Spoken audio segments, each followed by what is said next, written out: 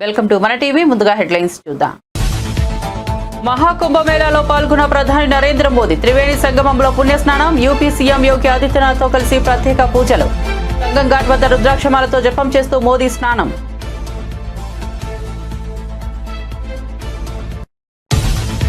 ఆంధ్రప్రదేశ్ ప్రభుత్వం కీలక నిర్ణయం. ఇకపై ప్రభుత్వ ఉత్తర్వులు తెలుగు భాషలో కూడా. ప్రతి జీవో మొదట ఇంగ్లీష్లో విడుదల, ఆ తర్వాత 2 రోజుల్లోపు అదే జీవోలు తెలుగు భాషలో జారీ.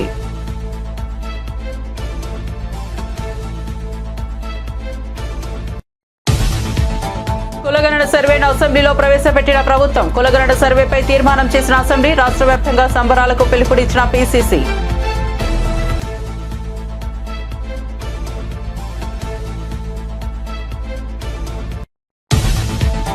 బీసీ డిక్లరేషన్ పేరిట కాంగ్రెస్ సర్కార్ పూర్తిగా అబద్దాలను ప్రచారం చేసిందన్న కేటీఆర్. నిన్నటి అసెంబ్లీ సమావేశం తెలంగాణ ప్రజలకు 2 విషయాలు స్పష్టం చేసింది. పూర్తిగా విఫలమైందన్న ప్రభుత్వానికి దేనిపై కూడా స్పష్టత లేదని వెల్లడి. క్యాన్సర్ తో చాలా మంది చనిపోతున్నారు. సరైన అవగాహన కల్పించాలన్న మంత్రి సత్యకుమార్. ప్రపంచవ్యాప్తంగా క్యాన్సర్ పెను సవాలును మారింది అని వెల్లడి. సినీ నటులు క్యాన్సర్ అవగాహన కార్యక్రమంలో పాల్గొనాలని పిలుపు.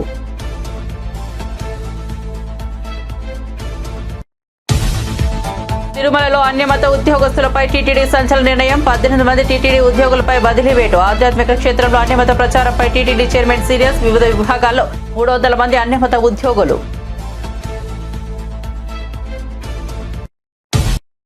ఇక వార్త వివరాల్లోకి వెళ్తే, ప్రధాని నరేంద్ర మోదీ మహాకుంభమేళాలో పాల్గొన్నారు. త్రివేణి సంగమంలో పుణ్య స్నానం ఆచరించారు. ఉదయం ప్రయాగ్రాజ్ కు చేరుకున్న ప్రధాని యూపీ సీఎం యోగి ఆదిత్యనాథ్తో కలిసి త్రివేణి సంగమానికి వెళ్లారు. ఆరైల్ ఘాట్ నుంచి బోటులో సంగం ఘాట్ కు చేరుకున్నారు.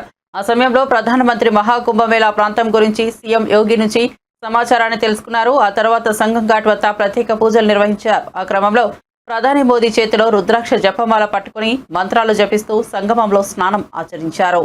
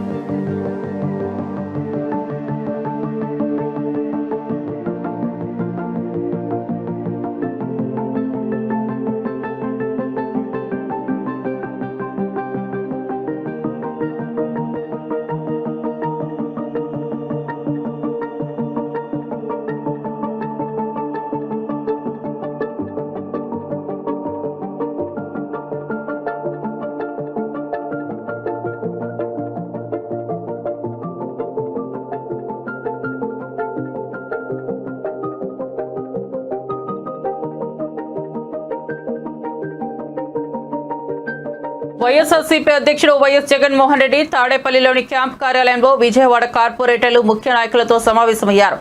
ఈ సమావేశంలో తాజా రాజకీయ పరిణామాలు, పార్టీ వ్యూహాలు, విజయవాడలో పార్టీ బలోపేతంపై చర్చించారు.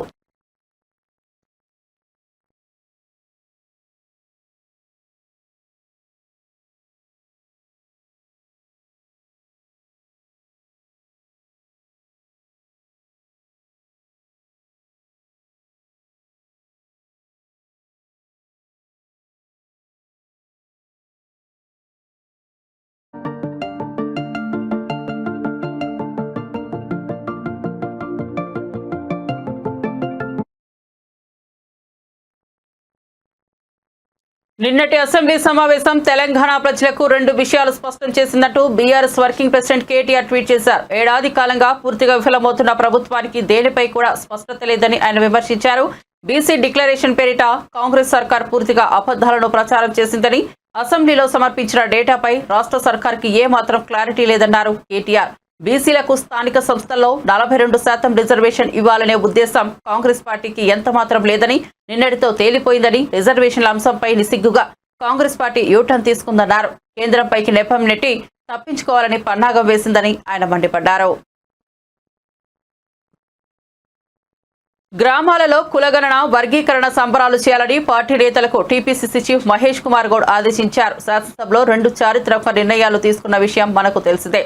ఎన్నో ఏళ్లుగా పెండింగ్ లో ఉన్న బీసీ కులగణనను ఎస్సీల వర్గీకరణ విషయంలో మన ప్రభుత్వం తీసుకున్న నిర్ణయాలు చరిత్రలో నిలిచిపోతాయన్నారు. సమాజంలో రెండు ప్రధాన వర్గాలు బీసీలు, ఎస్సీలు ఎంతో కాలంగా ఎదురు చూస్తున్న కులగణన వర్గీకరణ కార్యక్రమాలు కార్యాచరణకు సిద్ధమయ్యాయని మహేష్ కుమార్ గౌడ్ అన్నారు. ఈ నేపథ్యంలో టీపీసీసీ అధ్యక్షులు మహేష్ కుమార్ గౌడ్ మాట్లాడుతూ అన్ని గ్రామాలలో, మండలాలలో, నియోజకవర్గాలలో, జిల్లా కేంద్రాల్లో పెద్ద ఎత్తున సంబరాలు చేయాలని ఆయన అన్నారు. ముఖ్యమంత్రి రేవంత్ రెడ్డి, ఉప ముఖ్యమంత్రి బట్టి విక్రమార్క, ఉప సంఘం chairman Shri Uttam Kumar Reddy, co chairman Damodara Rajanarasimha తదితరులు ఈ కార్యక్రమంలో పాల్గొన్నారు. ఇన్నేళ్లు బీసీలకు ఏమీ చేయలేనని రాజకీయ పార్టీలు, రాజకీయ నాయకులు ఈ బహత్తరమైనటువంటి యజ్ఞం లాంటి కార్యక్రమాన్ని చూసి ఓర్చుకోలేక నానా మాటలు మాట్లాడుతూ ఉన్నారు. బీసీ సంఘాల వారిని తప్పుదో పట్టిస్తూ ఉన్నారు. నేను మీ ద్వారా ఈ అవాస్తవాల్ని ప్రచారంలోకి తీసుకున్నటువంటి నాయకులకి ప్రశ్నిస్తూ ఉన్నాను. ఏ ఆధారంగా మీరు మాట్లాడుతూ ఉన్నారు? ఇప్పటి వరకు సర్వేనే జరగలే ఈ రాష్ట్ర జనాభా విషయంలో. దేన్ని ఆధారం చేసుకుని మీరు మాట్లాడుతూ ఉన్నారు? ఊహాజనిత సంఖ్యలతో పోల్చుకుంటూ మీరు మాట్లాడుతూ ఉన్నారు. మేము గట్టిగా చెప్తా ఉన్నాము, ఇది అధికారిక శాస్త్రీయబద్ధంగా జరిగిన సర్వే. నేను ఈ రాష్ట్రంలో ఉన్న బీసీ సంఘాలకి, బీసీ నాయకులకు చెప్తా ఉన్నాను, రాజకీయ నాయకులు ఉచ్చులో పడొద్దు మీరు. ఇది మొదటిసారిగా కాంగ్రెస్ పార్టీ సాహసోపేతంగా తీసుకున్న నిర్ణయం. ఇది మన జనాభా శాతం అధికారికంగా వ్యక్తపరిచినట్టు సందర్భం. ఇది దీన్ని సద్వినియోగం చేసుకోవాల్సింది పోయి అసలు ఏమీ ఇయ్యలేని రాజకీయ పార్టీలు, ఇన్నాళ్ళు బీసీని అనగదొక్కిన రాజకీయ పార్టీలు, బీసీలంటే పడక బీసీని సర్వనాశనం చేసినటువంటి రాజకీయ నాయకులు మాట్లాడుతూ ఉంటే మీరు ఆ ఉచ్చులో పడద్దని విజ్ఞప్తి చేస్తూ ఉన్నాను. పొంతలనేని సంఖ్యలు తీసుకొచ్చి మాట్లాడుతూ ఉన్నారు. ఏ ఆధారంగా మాట్లాడుతూ ఉన్నారు మీరు? ఏముంది మీ దగ్గర ఆధారం? మా దగ్గర ఆధారాలు ఉన్నాయి. స్పష్టంగా, జాగ్రత్తగా దాదాపు 1,00,000 మంది పైగా ఎమ్యూనినేటర్స్తో రోజుకు 8 నుంచి 10 ఇళ్ళు మాత్రమే సర్వే చేసి పకడ్బందీగా ఈ వాస్తవాల్ని పొందుపరచడం జరిగింది. ఏవో మాటలు చెప్పి దీన్ని నీరుగార్చే ప్రయత్నం ఏదైతే చేస్తూ ఉన్నారో దీన్ని మేము ఖండిస్తూ ఉన్నాం. ఇదివరకు ఎడారిలో ఉన్నాం మనం. బిందెడు నీళ్లు దొరికితే జాగ్రత్తగా కాపాడుకుంటూ పోయి దాన్ని తలదన్నే విధంగా వివరించకూడదని నేను మా బీసీ మిత్రులకు విజ్ఞప్తి చేస్తూ ఉన్నాను. ఇది ఒక చక్కటి అవకాశం. ఇది రాహుల్ గాంధీ గారి పుణ్యమాని వచ్చినటువంటి అవకాశం. కొన్ని వాస్తవాలు గ్రహించుకోవాలి. రాహుల్ గాంధీ చాలా సీరియస్గా ఈ అంశాన్ని తీసుకొని గత సంవత్సరంన్నర కాలంగా దీన్ని వకాలత చేస్తుంటే ఉత్పన్నమైనటువంటి ఆలోచన. మాజీ మంత్రి శ్రీనివాస్ గౌడ్ కాంగ్రెస్ పార్టీపై తీవ్ర విమర్శలు చేశారు. అసెంబ్లీలో బీసీలను అవమానపరిచిందని, చట్టబద్ధత లేకుండా అశాస్త్రీయంగా కులగణన చేసి బీసీలను మోసం చేసిందని ఆయన ఆరోపించారు. రాబోయే రోజుల్లో బీసీలు కాంగ్రెస్ పార్టీకి తగిన బుద్ధి చెబుతారని ఆయన అన్నారు. కాంగ్రెస్ ప్రభుత్వం నిన్న అసెంబ్లీ సమావేశాలు ఏర్పాటు చేసి కేవలం బీసీలను అవమానపరచడానికే అసెంబ్లీ సమావేశాలు పెట్టినట్లు కనిపిస్తూ ఉంది. అంటే అసెంబ్లీ వేదికగా ఇదిగో మీ జనాభాకి ఇంత ఉంది, మీరు 60-62 అంటున్నారు, మీది చాలా తక్కువ ఉంది అని చెప్పి బీసీల ఇజ్జత్ తీయడానికి పెట్టినటువంటి సమావేశం తప్ప వేరే ఏం లేదు. నిజంగా చిత్తశుద్ధి ఉంటే 7 తారీఖు నాడు పెడుతున్నది 5 నుంచి 4 క్యాబినెట్ సమావేశం కూడా అక్కడనే బీసీ జనగణన మీద జనగణమన వినిపించి వాయిదా పెట్టి జాతీయ గీతాన్ని వినిపించిండ్రు, వాయిదా పడేసిండ్రు. 11 నుంచి 2 గంటల వరకు క్యాబినెట్లో చర్చించిండ్రు. మరి క్యాబినెట్లో 11 నుంచి 2 గంటల వరకు చర్చిస్తే శాసనసభ్యులు ఎట్లా ప్రిపేర్ కావాలి? క్యాబినెట్లో ఇచ్చినటువంటి నోట్ను వేలాది పేజీలు అని చెప్తున్నారు మీరు. 1000 పేజీలు చదువుకోవాలంటే సభ్యులకు సమయం ఉండాలా లేదా? అంటే కేవలం ఏంటంటే మా సంఖ్యను చూపించి ఇగో మీరు ఇంత అని అవమానపరచడానికి, బీసీలను అవమానపరచడానికి పెట్టినటువంటి సమావేశం తప్ప ఇది వేరేం లేదు. చాలా మంది ఈ చరిత్రలో గొప్ప రోజు అంటారు. కాదు, బడుగు బలహీన వర్గాల వాళ్లకు చరిత్రలో చెరిగిపోయినటువంటి ముద్ర అవమానం చేసినటువంటి రోజు ఆ రోజు, నిన్నటి రోజు అనేది. ఎక్కడ కూడా 42% చట్టబద్ధత కల్పిస్తున్నట్టు తీర్మానం కూడా చేయలేదు. అసెంబ్లీ పెట్టినప్పుడు అసెంబ్లీలో తీర్మానం చేయాలి కదా, క్యాబినెట్లో తీర్మానం చేయాలి కదా. 42% ఎలక్షన్ మేనిఫెస్టో ప్రకారం రిజర్వేషన్ ఇస్తున్నామని చెప్పి క్యాబినెట్ తీర్మానం చేయలేదు, అసెంబ్లీలో తీర్మానం చేయలేదు. దానికి చట్టబద్ధత కలిగించడానికి ఎలాంటి చర్యలు చేపట్టలేదు. కేవలం తూతు మంత్రంగా సమావేశం ఏర్పాటు చేసి ఎస్సీ వర్గీకరణ విషయంలో కూడా కొత్తగా చేసింది ఏమిటి? సుప్రీంకోర్టు ఇచ్చిన తీర్పును అమలు చేస్తున్నారు. సుప్రీంకోర్టు ఇచ్చిన తీర్పు అమలు చేయకపోతే ఖచ్చితంగా మా నాయకులు మళ్ళీ కోర్టుకు వెళ్తారు, కంటెంప్ట్ పోతారు, కొట్లాడతారు. ప్రభుత్వం ఇచ్చిన పిచ్చ కాదు అది, సుప్రీంకోర్టు ఇచ్చినటువంటిది తీర్పు, న్యాయమైనటువంటి డిమాండ్ అనేది సుప్రీంకోర్టు తీర్పు పైన కొత్తగా చేసింది ఏం లేదు. వీళ్ళు కొత్త ఏదో సృష్టించినట్లు ఏదో ఇచ్చినట్లు సమావేశం పెట్టి ఇంత అడావడిగా వీళ్ళకు బీసీలకు ఎస్సీలకు ఇంత మేలు చేస్తున్నాం అనే రీతిలో కనిపించడానికి కనిపిస్తుంది తప్ప వేరే ఏం లేదు, చిత్తశుద్ధి లేదు. తమిళనాడు తరహా రిజర్వేషన్ కావాలంటే తమిళనాడు తరహా, తమిళనాడు ఎట్లా చేసిందని అధ్యయనం చేసిండ్రా? తమిళనాడులో 50% మించి, ఇప్పుడు 42% అంటే ఖచ్చితంగా 50% మించి ఉంటుంది.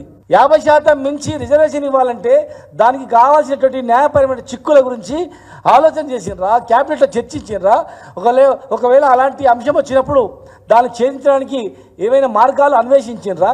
ఎలాంటి చట్టబద్ధత తీసుకురాకుండా, అసెంబ్లీ తీర్మానాలు చేయకుండా, చర్చించకుండా, అఖిలపక్షం యొక్క సమావేశాన్ని ఏర్పాటు చేయకుండా, రేపు అవసరం అనుకుంటే సవరణ చేయాలనుకున్నప్పుడు మరి కేంద్రంతోనే ఎట్లా వ్యూహం అందించాలని చెప్పి ఆ భారతీయ జనతా పార్టీతో అవలంబించిన తీరు కానీ అఖిలపక్ష మీటింగ్ ఏది చేయకుండా కేవలం ఇగో మీకు ఇవ్వాలని అసెంబ్లీలో పెట్టినాము, అసెంబ్లీలో పెట్టి కోర్టుకు పోయిండో లేకపోతే సుప్రీంకోర్టుకు పోయిండో.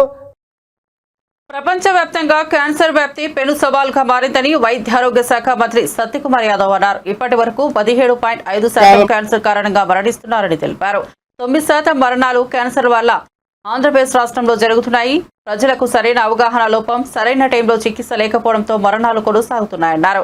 క్యాన్సర్ రోగానికి చికిత్స పొందితే నయమవుతాయన్నారు. కేంద్ర రాష్ట్ర ప్రభుత్వాలు క్యాన్సర్ బాధితులను ఆదుకోవడానికి పెద్ద ఎత్తున చర్యలు తీసుకున్నామని మంత్రి సత్యకుమార్ యాదవ్ పేర్కొన్నారు. ఈ క్యాన్సర్ పైన మహిళల్లో ప్రధానంగా అవగాహన కల్పించడం కోసం సమయం ఇవ్వాల్సిందిగా కోరినప్పుడు వారు క్యాన్సర్ సర్వైవర్ కాబట్టి వెంటనే తను అనుభవించిన బాధని తెలియజేస్తూ ఖచ్చితంగా ఆంధ్రప్రదేశ్ ప్రభుత్వం వైద్య ఆరోగ్య శాఖతో కలిసి క్యాన్సర్ అవగాహన కార్యక్రమంలో పాలు పంచుకుంటానని వారు చెప్పడం జరిగింది. ఈ సందర్భంగా వారికి నేను ప్రత్యేకంగా ధన్యవాదాలు తెలియజేస్తున్నాను. అయితే ఇవాళ క్యాన్సర్ గురించి ప్రపంచమంతా అతలాకుతలం అవుతుంటే ప్రత్యేకంగా ఆంధ్రప్రదేశ్లో కూడా ఏటా 70,000 మంది క్యాన్సర్ బారిన పడుతున్న కొన్ని అంచనాల ప్రకారం ICMR కానీ వరల్డ్ హెల్త్ ఆర్గనైజేషన్ ప్రకారం కానీ దాంట్లో 40 నుంచి 42,000 మంది సగటున ప్రాణాలు కోల్పోతున్నారు. ఇంతటి ప్రమాదకరంగా మారిన క్యాన్సర్ని నియంత్రించాల్సిన అవసరం ఉంది, నివారణ చర్యలు తీసుకోవాల్సి ఉంది. కొద్దిగా ఆహారపు అలవాట్లు మార్చుకోవాలి, కొద్దిగా జీవన శైలిని మార్చుకోవడం వల్ల క్యాన్సర్ను మనం నివారించుకోవచ్చు. లేదా ముందస్తు పరీక్షలు చేయడం వల్ల వాటిని ప్రాథమిక దశలోనే గుర్తించి పూర్తిగా నయం చేసుకోవచ్చు అనే విషయాన్ని ఇవాళ నేను క్యాన్సర్ దినం సందర్భంగా ప్రజలందరికీ కూడా తెలియజేస్తున్నాను. వాళ్ళ కేంద్ర ప్రభుత్వం మీకు సర్వైకల్ క్యాన్సర్ కోసం యుక్త వయసులో ఉన్న అమ్మాయిలకి HPV వ్యాక్సిన్ ఇచ్చే ప్రయత్నం చేస్తూ ఉంది. అదేవిధంగా 200 బడ్జెట్లో రాబోయే 3 సంవత్సరాల్లో ప్రతి జిల్లాకి ఒక క్యాన్సర్ డే కేర్ సెంటర్ని ఏర్పాటు చేయాలని కూడా ప్రయత్నం చేస్తూ ఉంది. ఈ సంవత్సరంలోనే 200 క్యాన్సర్ డే కేర్ సెంటర్లను కూడా ఏర్పాటు చేయాలని బడ్జెట్లో ప్రతిపాదన చేసింది. ఇంత పెద్ద ఎత్తున కేంద్ర రాష్ట్ర ప్రభుత్వాలు క్యాన్సర్ నివారణ కోసం, పరీక్షల కోసం ప్రయత్నం చేస్తుంటే ప్రజలు కూడా భాగస్వామ్యులు కావాల్సిన అవసరం ఉంది. గత 10 సంవత్సరాల్లో కేంద్రంలో నరేంద్ర మోడీ గారి నాయకత్వంలో ఎన్డీఏ ప్రభుత్వం వచ్చినప్పటి నుంచి వైద్యం మీద ప్రత్యేకంగా దృష్టి పెట్టిన విషయాన్ని దేశ ప్రజలు గమనించాల్సిన అవసరం ఉంది. ప్రధానంగా ఆర్థిక సంవత్సరం 15-16లో 29% మాత్రమే వైద్యం మీద ఖర్చు పెడితే అదే 22-23కి వచ్చేసరికి అది 48% పెరిగిన విషయాన్ని మనం ఇక్కడ గమనించాల్సి ఉంది. దాన్ని బట్టి ప్రజా ఆరోగ్యం మీద ఎంత ప్రత్యేకమైన దృష్టి పెట్టింది ప్రభుత్వం అనే విషయాన్ని కూడా గుర్తించాలి. 2022-23లో స్థూల జాతీయోత్పత్తిలో జీడిపిలో 3.8% కేంద్రం రాష్ట్ర ప్రభుత్వాలు ఖర్చు పెట్టాయి. 9,05,000 కోట్లు ఆరోగ్య సంరక్షణ కోసం ఖర్చు పెట్టడం జరిగింది. అదేవిధంగా ఇప్పుడు క్యాన్సర్ ఎంత ప్రమాదకారి గుర్తించిన కేంద్ర ప్రభుత్వం 36 క్యాన్సర్ మందులపై బేసిక్స్ కస్టమ్స్ డ్యూటీని తగ్గించడం ద్వారా దాదాపు 50% తక్కువకి ఆ మందులు ఇవాళ మార్కెట్లో అందుబాటులోకి వస్తున్నాయి. అదేవిధంగా 3 ప్రధాన మందుల్లో కూడా జీఎస్టీ. ఆంధ్రప్రదేశ్ ప్రభుత్వం కీలక నిర్ణయం తీసుకుంది. ఇకపై ప్రభుత్వ ఉత్తర్వులు తెలుగు భాషలో కూడా జారీ చేయనుంది. గత నెలలోనే ఈ ప్రక్రియను ప్రారంభించాలని ప్రభుత్వం నిర్ణయించగా కొన్ని సాంకేతిక కారణాల వల్ల ఆలస్యమైంది. ప్రస్తుతం ఈ ప్రక్రియను హోంశాఖ ప్రారంభించింది. తొలిసారిగా ఒక ఖైదీ ఫెరోల్కు సంబంధించిన జీవోను తెలుగు భాషలో విడుదల చేశారు. ఆంధ్రప్రదేశ్ ప్రభుత్వం తీసుకున్న ఈ నిర్ణయం స్థానిక ప్రజల కోసం కీలకమైన చర్యగా భావిస్తున్నారు. ప్రతి జీవో మొదట ఇంగ్లీష్లో విడుదల కానుంది. ఆ తర్వాత 2 రోజుల్లోపు అదే జీవోను తెలుగు భాషలో జారీ చేస్తారు. ఈ విధానం ద్వారా ప్రభుత్వ నిర్ణయాలు, ఉత్తర్వులు ప్రజలకు సులభంగా అందుబాటులోకి రానున్నాయి. ప్రభుత్వ ఉత్తర్వులు 2 భాషలో జారీ చేయాలనే ఈ నిర్ణయం ఆంధ్రప్రదేశ్ ప్రజలకు మరింత పారదర్శకతను, భాష పట్ల గౌరవాన్ని అందజేస్తుందని భావిస్తున్నారు. తెలుగు భాషలో ఉత్తర్వుల ప్రక్రియ త్వరితగతిన కొనసాగేందుకు అధికారులు చర్యలు చేపట్టారు. అండర్-19 మహిళల T20 ప్రపంచ కప్లో రాణించిన క్రికెటర్ గొంగడి త్రిషను తెలంగాణ ముఖ్యమంత్రి రేవంత్ రెడ్డి అభినందించారు. బుధవారం ఆమె సీఎం రేవంత్ ను కలిశారు. ఈ సందర్భంగా త్రిషను శాల్వాతో సీఎం సత్కరించారు. ఆమెకు కోటి నజరానా ప్రకటించారు.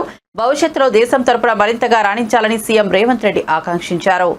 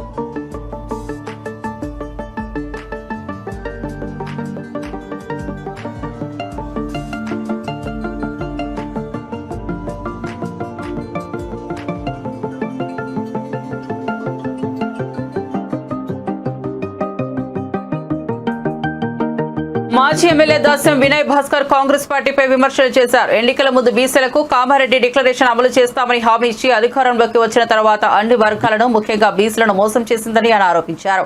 రాబోయే రోజుల్లో బీసీలు కాంగ్రెస్ పార్టీకి తగిన బుద్ధి చెబుతారని అన్నారు.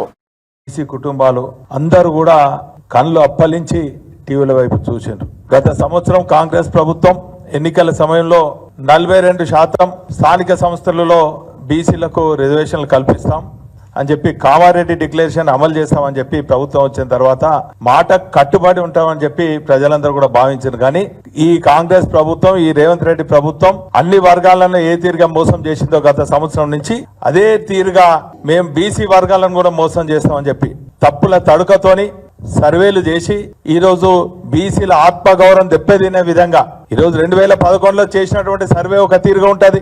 తెలంగాణ రాష్ట్రం ఏర్పడిన తర్వాత ఆనాటి తెలంగాణ తొలి ముఖ్యమంత్రి కేసీఆర్ గారు 24 గంటల్లో లక్షలాది కుటుంబాలను సమగ్ర కుటుంబ సర్వే పేరిట లెక్కలు తీసి ఈ రోజు ఆ లెక్కలను కూడా తారుమారు చేసి కేవలం బీసీ వర్గాలనే తగ్గించి ఈ రోజు కాకి లెక్కలు చూపెట్టినటువంటి కాంగ్రెస్ ప్రభుత్వానికి రాబోయే రోజులలో బీసీ వర్గాలంతా కూడా ఖచ్చితంగా గుణపాఠం చెప్తాను కూడా ఈ సందర్భంగా తెలియజేస్తున్నాం. మేము చెప్పుడు కాదు, మీ పార్టీ నుంచి గెలిచినటువంటి ఒక ఎమ్మెల్సీయే ఈరోజు ఈ కాపీలన్నీ కూడా తగలబెట్టమంటున్నారు. ఈరోజు బీసీ వర్గాలన్నీ కూడా మీ పార్టీలో ఉన్నటువంటి బీసీ శాసనసభ్యులు కూడా ఆత్మవిమర్శ చేసుకోవాలి. ఈ రోజు బీసీ వర్గాల పక్షాన ఉంటారా, కాకి లెక్కలు చూపెట్టి కాంగ్రెస్ పక్షాన ఉంటారా అన్నది కూడా మరి కాంగ్రెస్ పార్టీలో ఉన్నటువంటి బీసీ ఎమ్మెల్యేలు ఆత్మవిమర్శ చేసుకోవాలని కూడా ఈ సందర్భంగా తెలియజేస్తూ, ఇప్పటికైనా కూడా సరిచేసి, ఈరోజు నిన్న మేము అసెంబ్లీలో బిల్ పాస్ చేస్తామని చూసిండ్రు, ఈరోజు మళ్ళా కంటి చూపు చర్యగా ఈరోజు బీసీ వర్గాలను మోసపూరితంగా ఈరోజు మా జనాభాను తక్కువ చేసి ఈరోజు 46% ఉన్నదనో, దానికి ఇంకా 10% మైనార్టీలు మరి కలిపి ఈరోజు 46% అని చెప్పి ఈరోజు ఏదో మీరు చేస్తున్నటువంటి కాకి లెక్కలు ప్రజలందరూ కూడా గమనిస్తున్నారు. బీసీ వర్గాలందరూ కూడా ఆగ్రహానికి గురవుతున్నారు. ఈరోజు ఖచ్చితంగా మీ కాంగ్రెస్ పార్టీ కాకి లెక్కలు స్వస్థపలికి, అదేవిధంగా రాహుల్ గాంధీ గారు రాజ్యాంగాన్ని చేదపుచ్చుకొని దేశం అంతా తిరుగుడు కాదు, ఈరోజు రాజ్యాంగంలో ఉన్నటువంటి బీసీ హక్కుల గురించి కూడా మరి మీ పార్టీ ఆత్మవిమర్శ చేసుకొని సరైన లెక్కలతోని. ఒడిశా రాష్ట్రం మల్కనగిరి జిల్లా జలవనరుల శాఖ అధికారి ఇంట్లో బుధవారం విజిలెన్స్ అధికారులు దాడి నిర్వహించారు. ఆదాయానికి మించి ఆస్తులు కలిగి ఉన్నారన్న ఆరోపణలతో విజిలెన్స్ న్యాయమూర్తి ఆదేశాల మేరకు తనిఖీలు చేపట్టినట్లు ఎస్పీ ప్రద్యుమ్న ద్వివేది తెలిపారు. ప్రస్తుతం జైపురం, మల్కనగిరి, భువనేశ్వర్, కటక్, బ్రహ్మపురంతో పాటు పలు ప్రాంతాల్లో సోదాలు జరుపుతున్నట్లు అధికారులు తెలిపారు. ఈ తనిఖీల్లో సుమారు 1.70 కోట్ల నగదును స్వాధీనం చేసుకున్నట్లు అధికారులు వెల్లడించారు.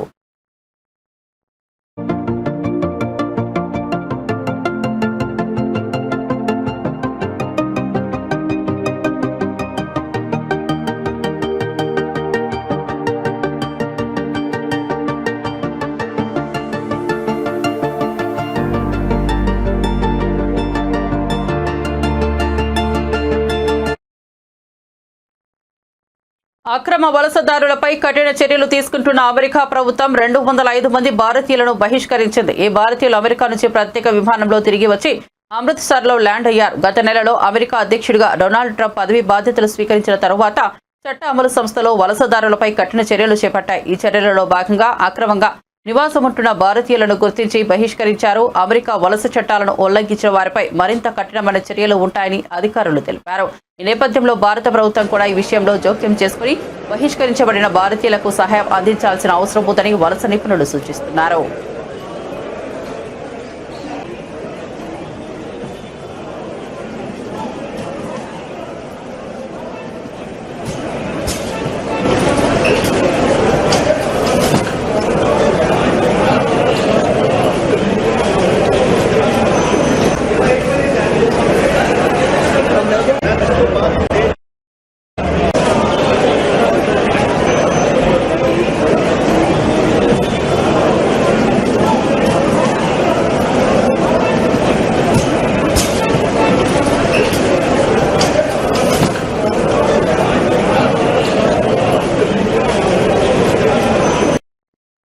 ఢిల్లీలో ఎన్నికలు జరుగుతున్న నేపథ్యంలో ఢిల్లీ సీఎం అతిషి తన ఓటు హక్కును వినియోగించుకున్నారు. ఈ సందర్భంగా ఆమె మీడియాతో మాట్లాడారు.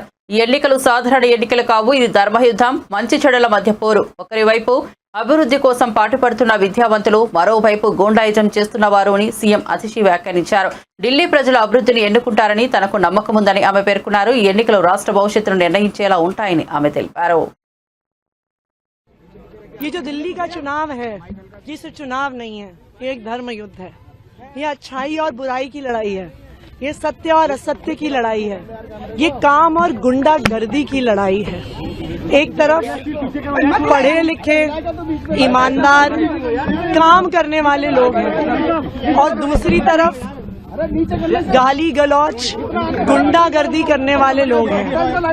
मुझे पूरा भरोसा है कि दिल्ली के लोग अच्छाई पर, सच्चाई पर, काम पर अपना वोट देंगे। दिल्ली के लोग बुराई को हराएंगे, दिल्ली के लोग गुंडागर्दी को हराएंगे। दिल्ली पुलिस आपके अगेंस्ट एफआईआर किया है मैम, माइक नीचे करो यार, ये खबर आ रही है, माइक नीचे करो, फेस कवर हो जाता है, फिर उठाना पड़ता है कैमरे। देखिए, दिल्ली पुलिस कुछ भी कर सकती है। दिल्ली पुलिस खुल्लम खुल्ला भारतीय जनता पार्टी के लिए काम कर रही है। भारतीय जनता पार्टी के कार्यकर्ता गुंडागर्दी कर रहे हैं, वोटर्स को डरा रहे हैं, उनके ठिकानों पर पैसा मिल रहा है। इलेक्शन कमीशन खड़ी है, फ्लाइंग स्क्वाड्स घंटे घंटे तक खड़े हैं। తిరుపతి కార్పొరేషన్ డిప్యూటీ మేయర్ ఉప ఎన్నికల్లో కూటమి అభ్యర్థి ఆర్సీ మునికృష్ణ విజయం సాధించారు. ఈ సందర్భంగా అలిపిరి శ్రీ వెంకటేశ్వర స్వామివారి పాదాల మండపం వద్ద డిప్యూటీ మేయర్ మునికృష్ణ కార్పొరేటర్లు ప్రత్యేక పూజలు నిర్వహించి మొక్కులు తీర్చుకున్నారు. తనను గెలిపించిన 25 మంది కార్పొరేటర్లతో కలిసి టెంకాయలు కొట్టిన మునికృష్ణ చంద్రబాబు ఆశీస్సులు శ్రీవారి దయ వల్ల తన విజయం సాధ్యమైందని పేర్కొన్నారు. వైసీపీ ఎంత అరాచకాలు చేసినా కార్పొరేటర్లు ధర్మానికే మద్దతిచ్చారు. చివరికి న్యాయం గెలిచింది. తిరుపతి అభివృద్ధిలో భాగస్వామి అవుతాను. నగరాన్ని అభివృద్ధి మొదటి స్థానంలో నిలిపేందుకు కృషి చేస్తానని మునికృష్ణ తెలిపారు. ఈ కార్యక్రమంలో తిరుపతి కార్పొరేటర్లు, టీడీపీ నాయకులు పాల్గొన్నారు. ప్రతిష్టమైన విజయం సాధించాము కూటమి. నిన్న తిరుపతిలో జరిగిన ఉప డిప్యూటీ మేయర్ ఎన్నికల్లో కూటమి అభ్యర్థి ఘన విజయం సాధించారు. నాకు 25 మంది కూటమి తరపున ఓట్లేశారు. వాళ్ళకందరికి కూడా ధన్యవాదాలు. అలాగే ఈరోజు ఆ విజయం చేకూర్చిందని మా కార్పొరేటర్లందరూ, మాకు మద్దతు ఇచ్చిన కార్పొరేటర్లందరూ వచ్చి కలియుగ వెంకటేశ్వర స్వామి పాదాల దగ్గరికి వచ్చి ఆయనకి టెంకాయలు కొట్టి వీరి దర్శనానికి వెళ్తున్నాం. మేము తిరుపతిని ఎంతో అభివృద్ధి చేస్తాం. మా కూటమి నాయకులు అందరం కలిసి, కార్పొరేటర్ అందరం కలిసి తిరుపతిలో ఏ ప్రాబ్లం లేకుండా వాళ్ళ డివిజన్లో వాళ్ళు పూర్తిగా వాళ్ళకి అధికారం ఇచ్చి ఏ అభివృద్ధి అయినా సరే మేము ముందుండి చేసి పెడతాం. ఈ గెలుపు కూడా నారా చంద్రబాబు నాయుడు గారు కావచ్చు, పవన్ కళ్యాణ్ గారు కావచ్చు, అలాగే మా ఇన్ఛార్జి మంత్రి గారు కావచ్చు, అలాగే తిరుపతి ఎమ్మెల్యే గారు కావచ్చు, చంద్రగిరి ఎమ్మెల్యే గారు కావచ్చు, మా పార్టీ నాయకులు అందరూ కూడా మాకు సహకరించిన ప్రతి ఒక్కరికి కూడా ఆ కలియుగ వెంకటేశ్వర స్వామి ఆశీర్వాదం ఉండాలి. వాళ్ళకంతా కూడా ధన్యవాదాలు తెలుపుకుంటున్నాను.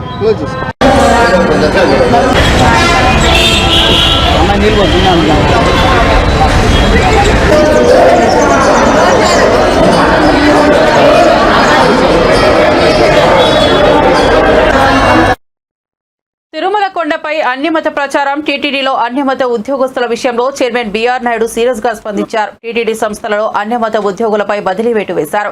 టీటీడీ మహిళా పాలిటెక్నిక్ కళాశాల ప్రిన్సిపల్, శ్రీ వెంకటేశ్వర యూనివర్సిటీ ఆయుర్వేద కళాశాల ప్రిన్సిపల్, టీటీడీ అనుబంధ విద్యా సంస్థల్లోని లెక్చరర్లు, వసతి గృహ వార్డెన్లు తదితరులు మొత్తం 18 మందిని బదిలీ చేశారు. ఇటీవల తిరుమలలో మాంసాహారం దొరకడం వివాదాస్పదంగా మారిన విషయం తెలిసిందే. టీటీడీలో ఉన్నత స్థాయిలో అన్ని మతాలకు చెందిన వారు ఉన్నారని విమర్శలు వినిపిస్తున్నాయి. కొండపై మాంసాహారం, గంజాయి, మద్యం దొరుకుతున్నాయని, దీనివల్ల తిరుమల క్షేత్రం పవిత్రత దెబ్బతింటోందని, అన్యమత ప్రచారం చాప కింద నీరులా విస్తరిస్తోందని భక్తులు తీవ్ర ఆందోళన వ్యక్తం చేశారు. ఈ నేపథ్యంలో కూటమి ప్రభుత్వం అప్రమత్తమైంది. బులెటిన్ ముగించే ముందు హెడ్లైన్స్ మరోసారి చూద్దాం. మహాకుంభమేళాలో పాల్గొన్న ప్రధాని నరేంద్ర మోదీ త్రివేణి సంగమంలో పుణ్యస్నానం, యూపీ సీఎం యోగి ఆదిత్యనాథ్ తో కలిసి ప్రత్యేక పూజలు, సంగమం ఘాట్ వద్ద రుద్రాక్షమాలతో జపం చేస్తూ మోదీ స్నానం.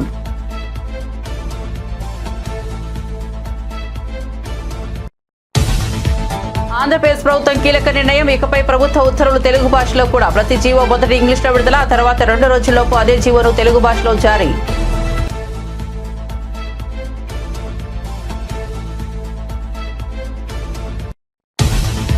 కులగణన సర్వేను అసెంబ్లీలో ప్రవేశపెట్టిన ప్రభుత్వం, కులగణన సర్వేపై తీర్మానం చేసిన అసెంబ్లీ, రాష్ట్ర వ్యాప్తంగా సంబరాలకు పిలుపునిచ్చిన పీసీసీ.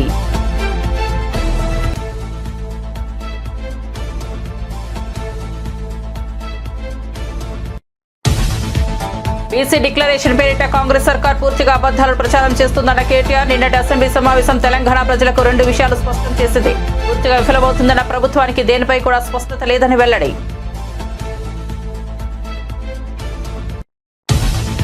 క్యాన్సర్తో చాలా మంది చనిపోతున్నారు, సరైన అవగాహన కల్పించాలన్న సత్యకుమార్, ప్రపంచవ్యాప్తంగా క్యాన్సర్ పెను సవాల్గా మారిందని వెల్లడి. సినీ నటులు క్యాన్సర్ అవగాహన కార్యక్రమంలో పాల్గొనాలని పిలుపు.